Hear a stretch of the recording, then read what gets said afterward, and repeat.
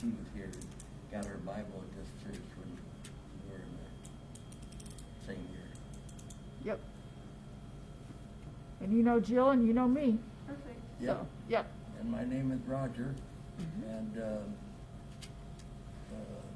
you can always call me Roger, but I love it when actually I know Ian and Tyler and first name, Yeah, Casey.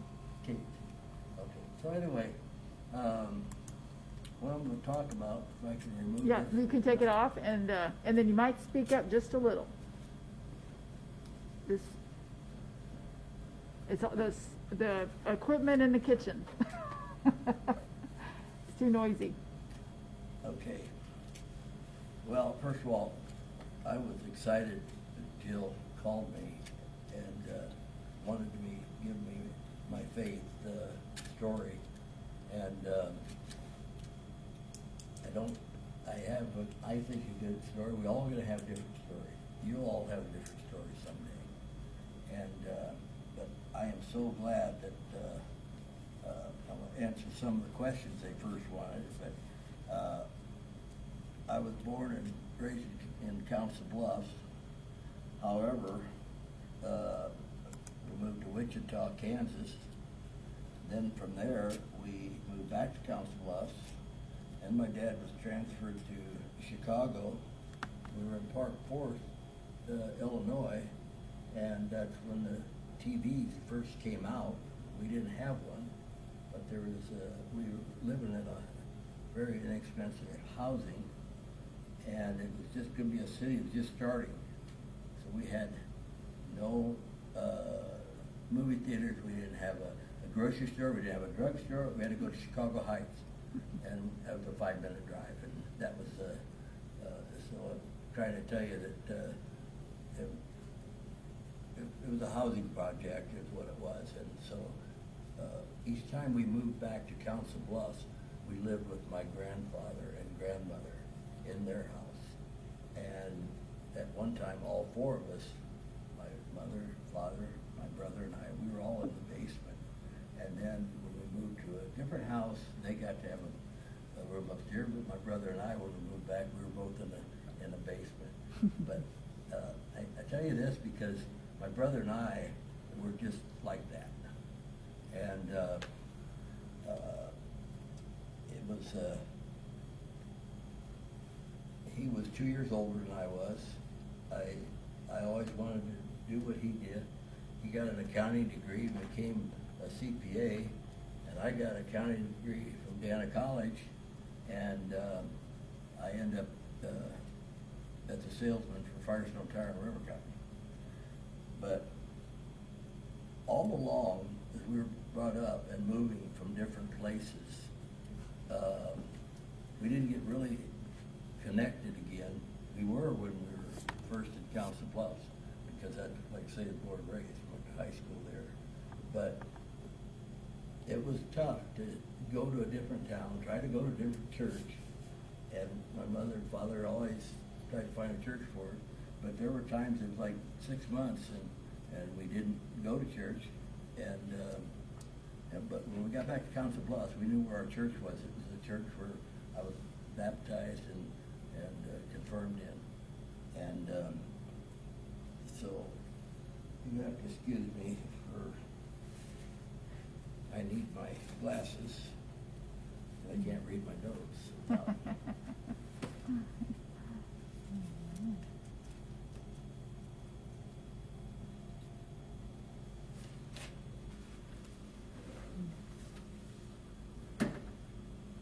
So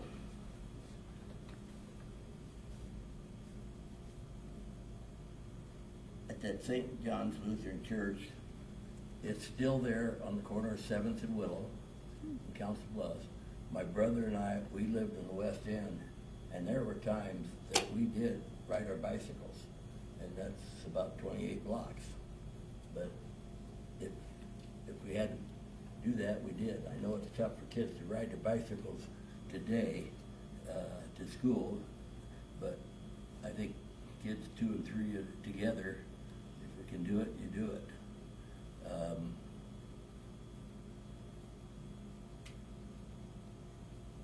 there was a Bible that was first given to me. It was from my great aunt Nell, and she lived to be 100. But this was my Bible with my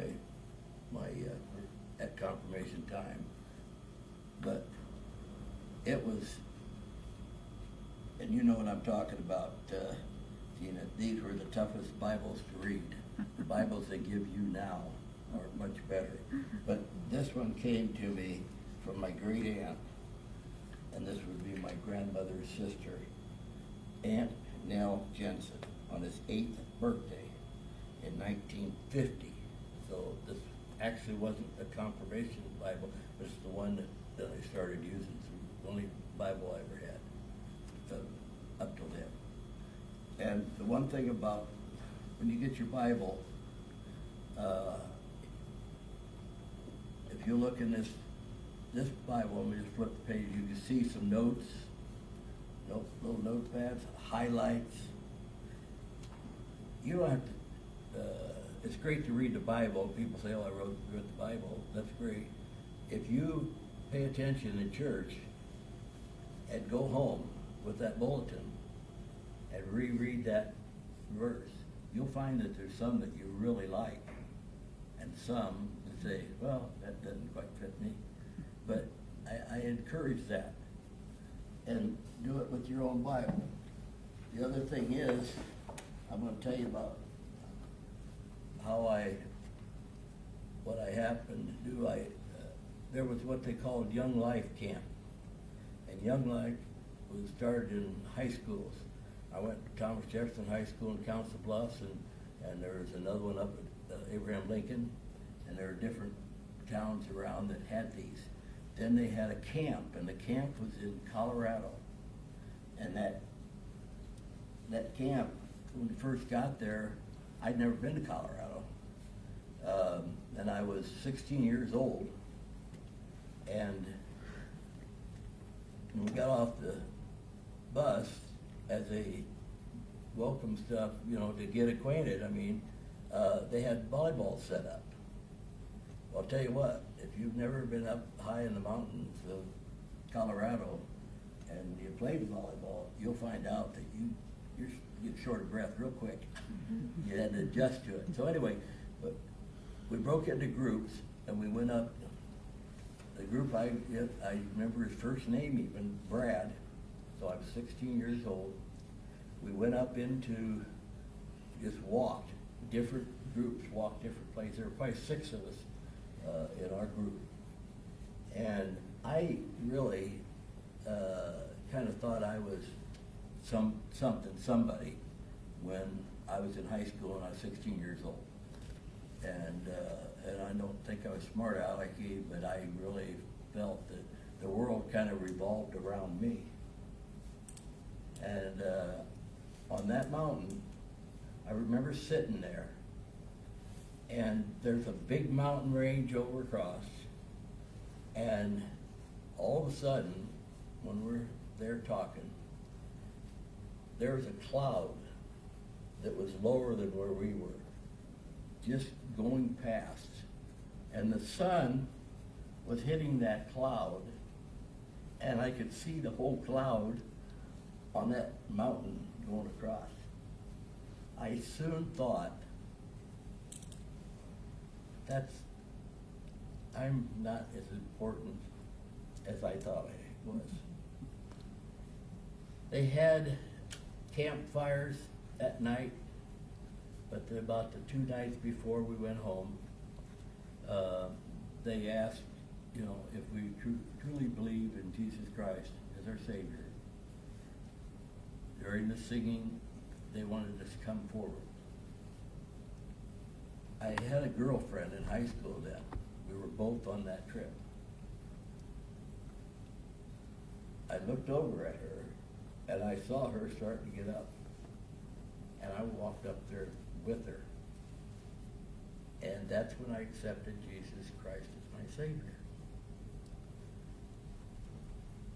2 years later, graduated from college, I went with this gal, and she wanted to get married right out of school. I said, no, I'm going to college.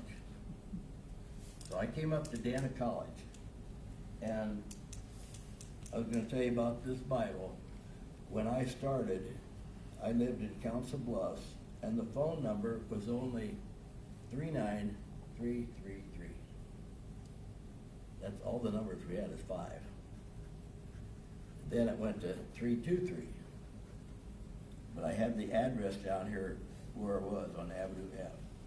Then we moved, and that was a rental house. Then we finally got where we could, oh no, this is still yes, this was a new house. 2550 Avenue H, that was Council Bluffs. Box 113, Dana College. So then that's put in here. This was the Bible that I had, you know, when I went out to, when I joined Young Life. It was a 229 North 23rd in Blair, and that's where we moved when we moved to Blair, our address. And then 1232 Pinewood, we lived here for 21 years. But anyway, the point is, we don't have time to go through this, but the book of Romans, there's the verse that Brad, was his name at Oklahoma State, was our counselor, read to us.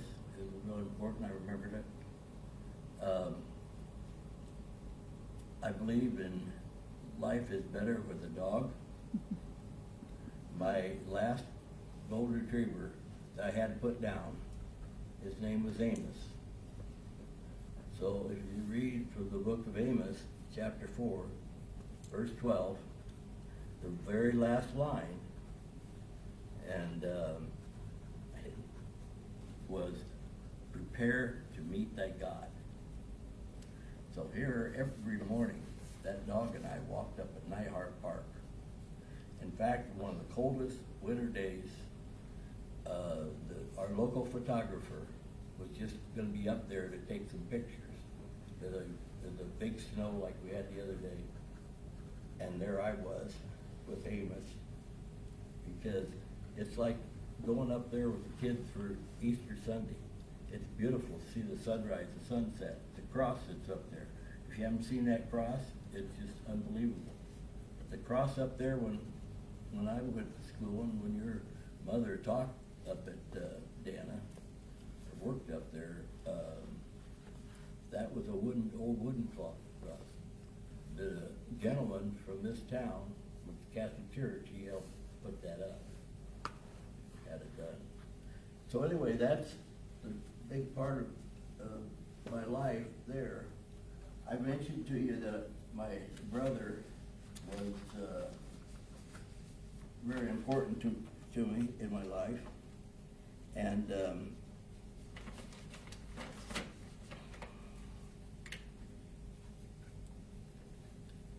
one thing that they talked about is miracles. And they talked about, have you ever seen a miracle? Well, when I talked about the dogs, you could have a golden retriever, you might have a Chihuahua, you might have a German Shepherd, but God made all those alike. So there was a type of choice. But us, and you probably, because you've been here long enough, the sermon that I think Dean has told you about is look at your handprint. Look at the fingers. Those prints are all different. They're all different to all of us human beings. However, we were raised as know that we're an image of God. So it doesn't matter the color of your skin. It doesn't matter we all bleed red blood. We are completely different from the animals. And there is a verse, and I've forgotten it now, but it talks about the beasts and how, yes, God loved the beasts. So, the other thing is, the Bible, how do we know that what's in that Bible is the truth? Or where'd that come up from? Well, as you probably do all know, you're smart enough that you know that basically the calendar that we go by and everybody in the world goes by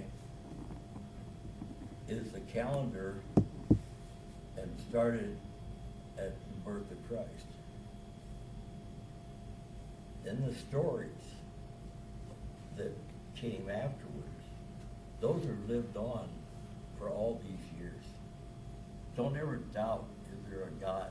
I mean, you could doubt it, but trust me, there is a God. And I can't imagine going through life not knowing that I have a salvation, that we can all ask for forgiveness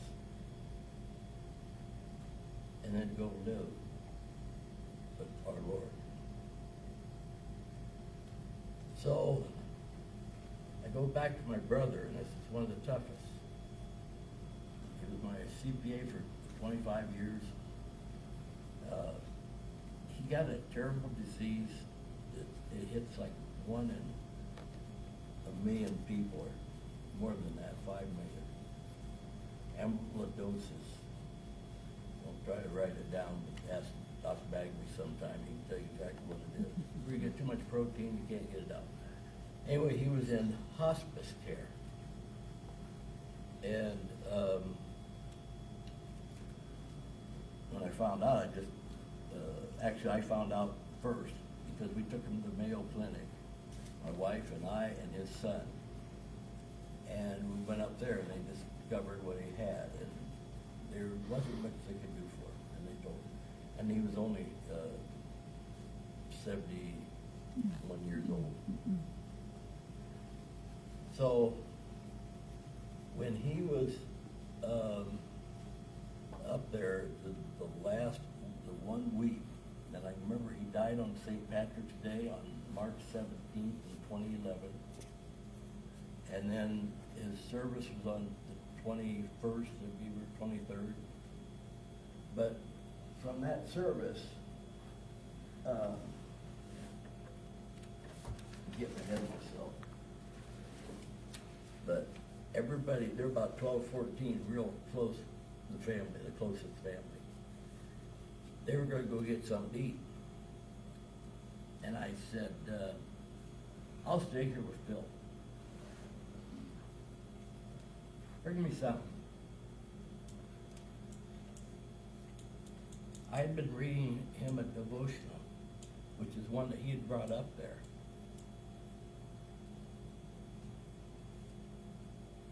I continued to read it while holding his hand.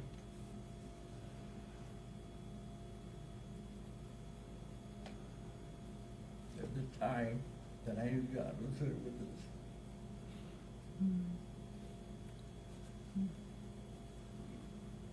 He passed. I hit the buzzer. Nurse came in, checked his pulse, checked him. She said, I think he's gone. And he let go of my hand.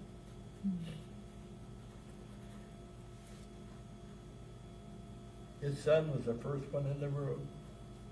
And he said, I shouldn't have left. I said, no. This is the way God wanted it. My best friend, my brother. And not everybody sees this happen anymore. So that's why I still continue, and I'm gonna tell Gina right now. I want the same verse. Stand at the crossroads and look. Ask where the good way is, and walk in it. And you will find rest for your souls. Jeremiah 6:16. So, I'm sorry that I a little bit broke down, but when you have faith, it shows. I can't imagine going through life and not knowing what life after. So, I guess with that, I do have just a couple more things, but have you got any questions about what I've said or what I've talked about? But I am so glad that I'm able to relate this to kids. We're not all old as we look. I mean, we are, but that's my brother when he was in high school, graduation. Sweet.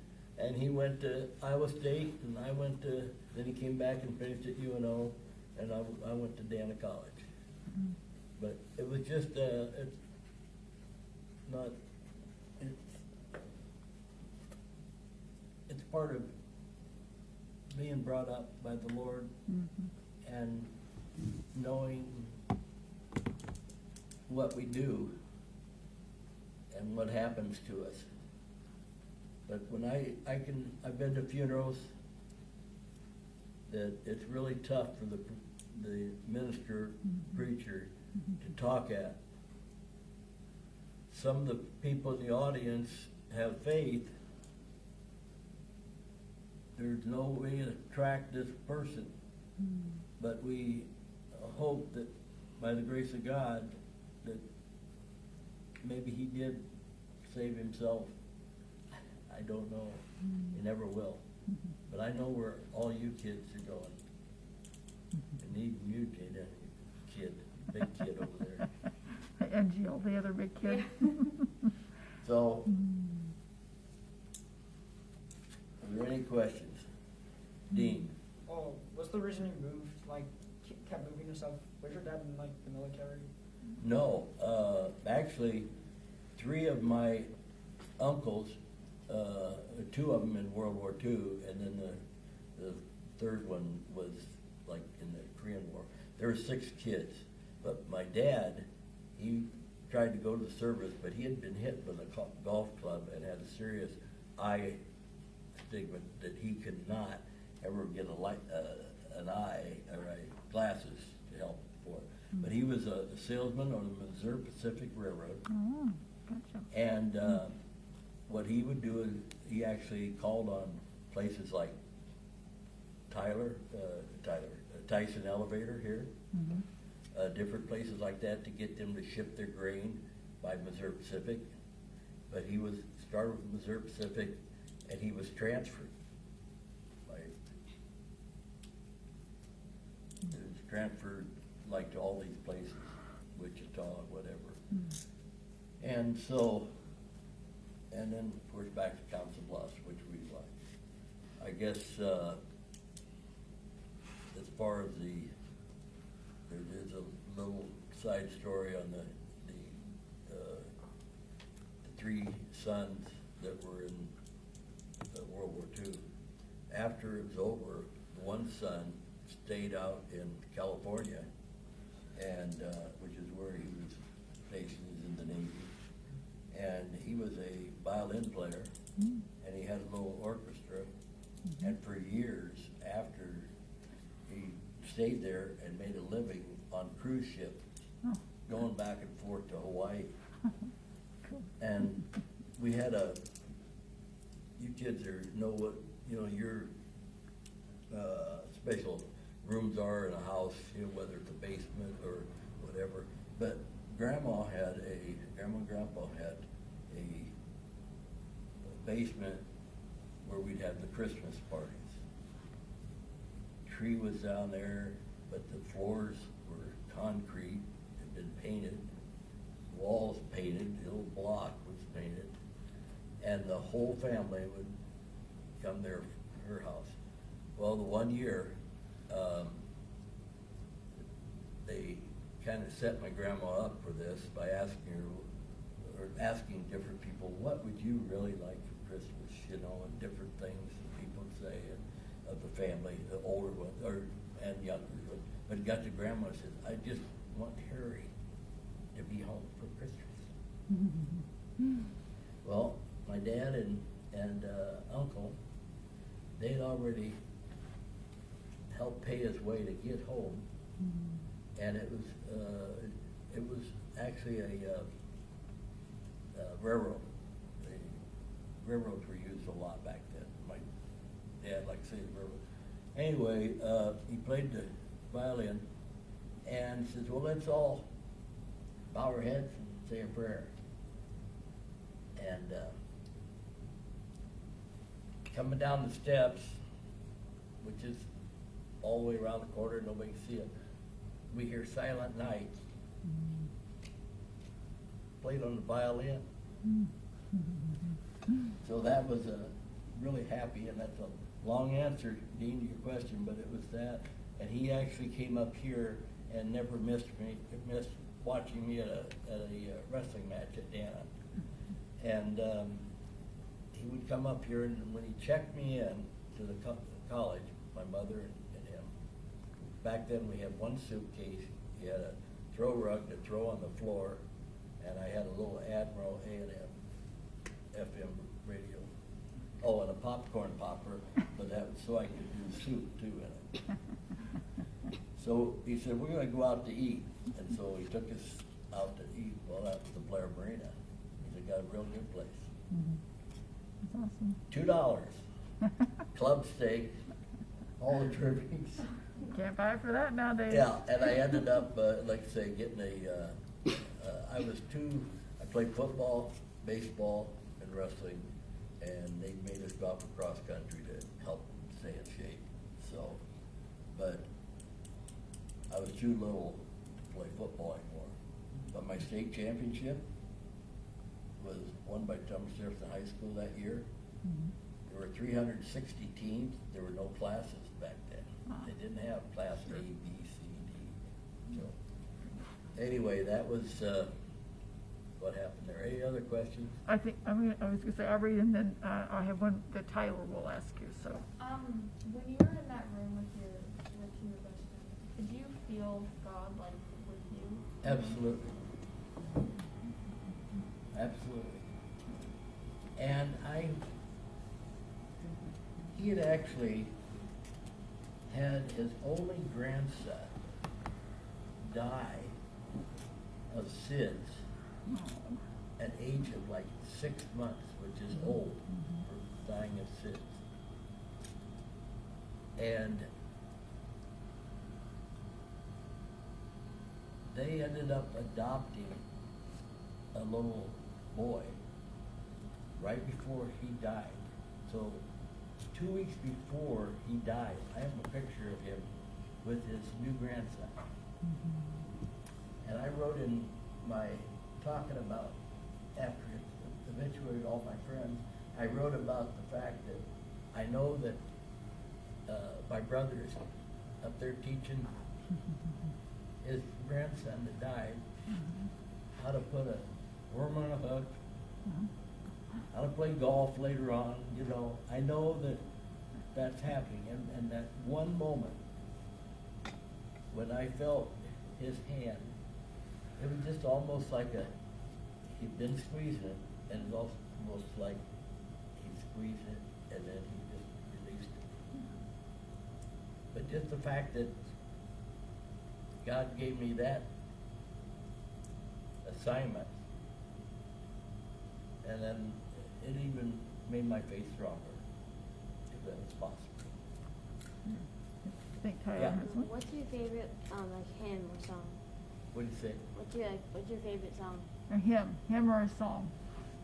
Do you have a favorite hymn or a favorite song? A hymn. I think if I had to give a song, it'd be Johnny Mathis.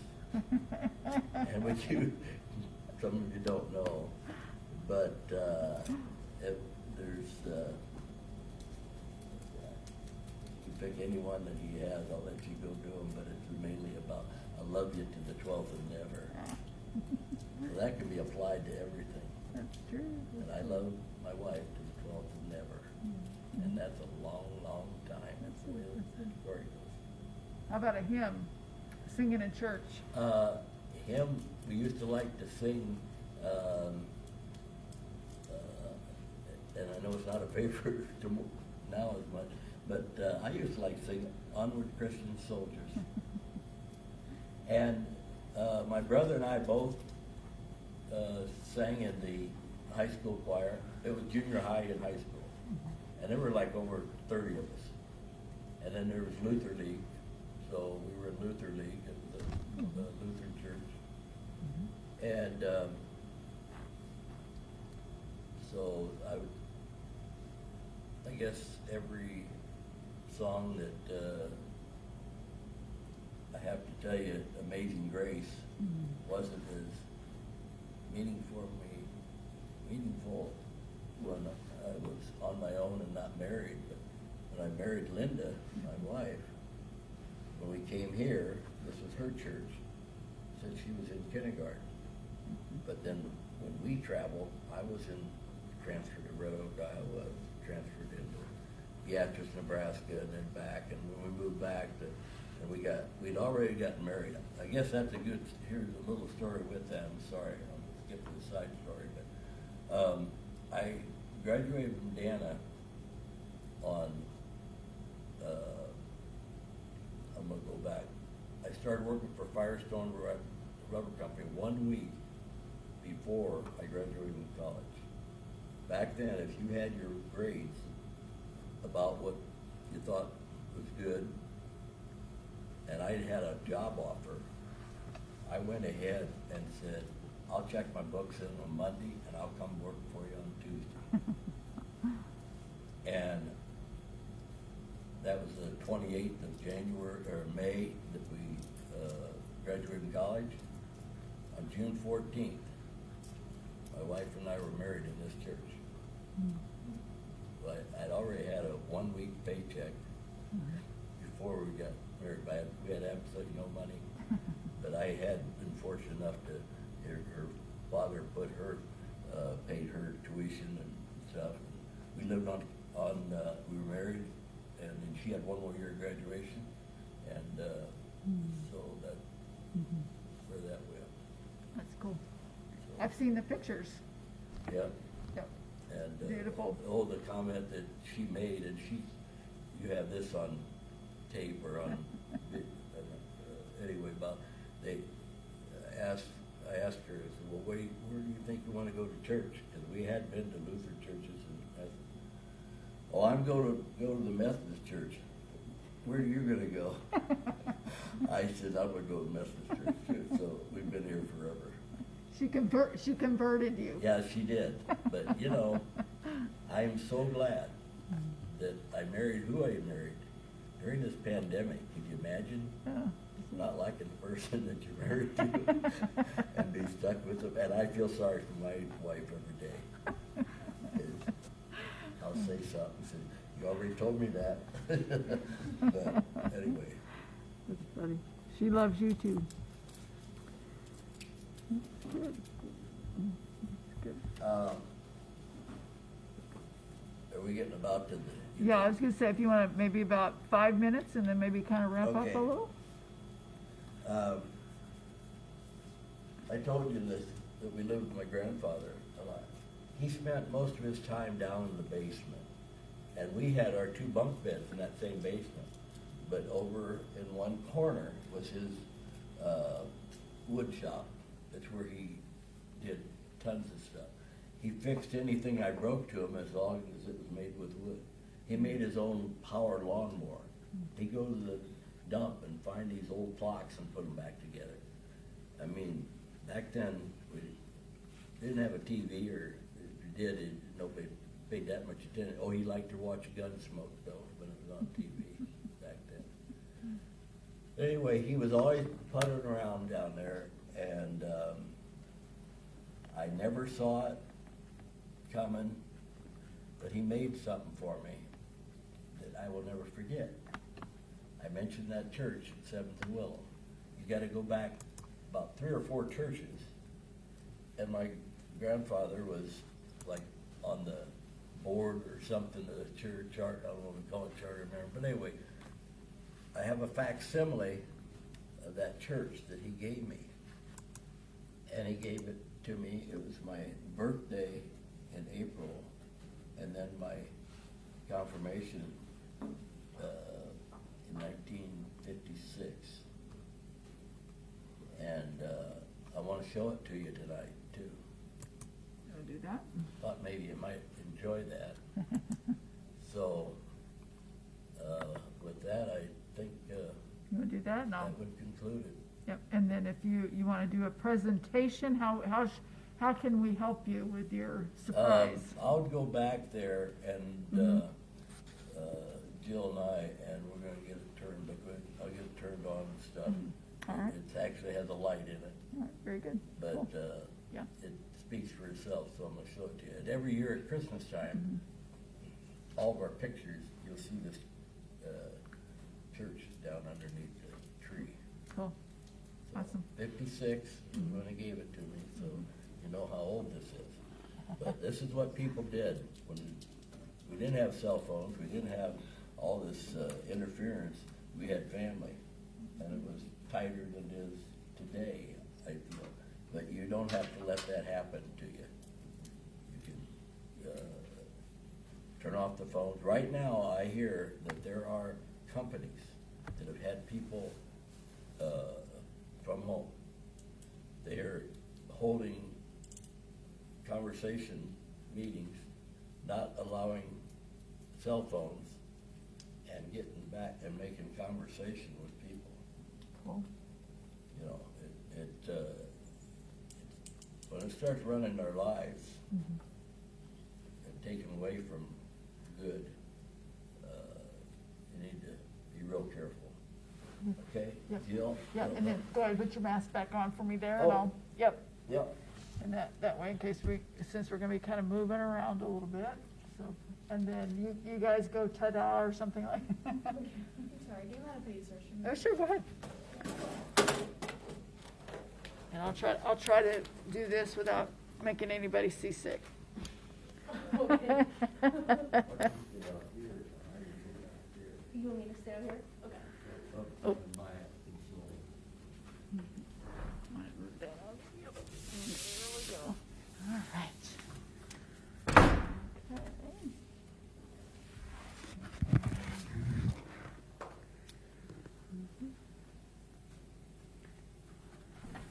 Oop, he's coming back this way. Do you know where the light is? There, yeah, yep. You know. That would have been a good thing, but it's like, oops, sorry. I do that all the time, and then Do you know where the light is? it's, You hear? Okay, I see what you're doing. Yeah. Okay. oh, that's a gotcha. He's going for, the atmosphere. And Yes. There you go. All right. Alright, you ready? Dun, dun, dun, dun.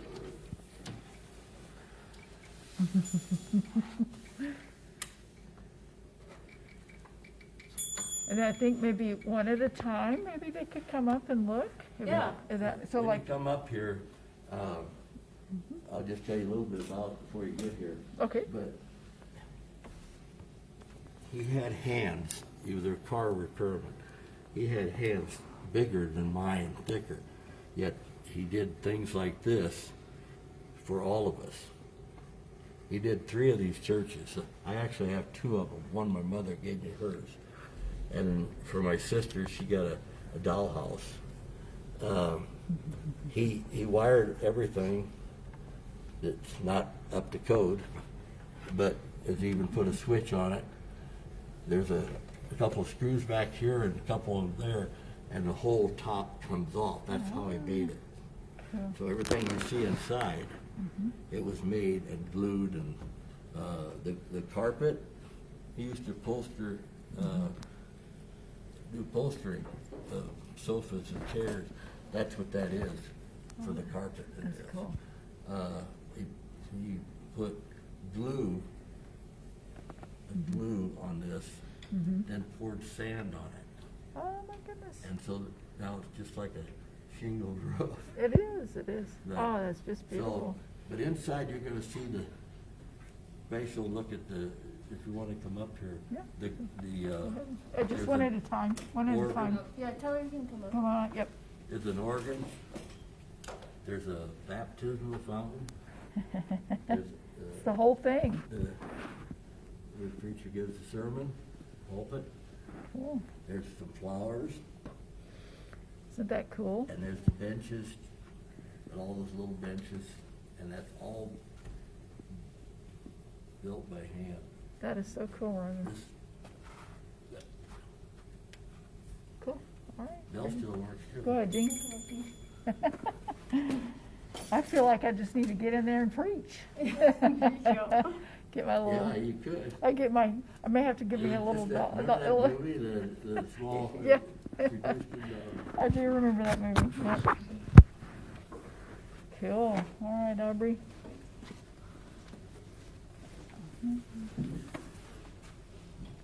Wow. Isn't that cool?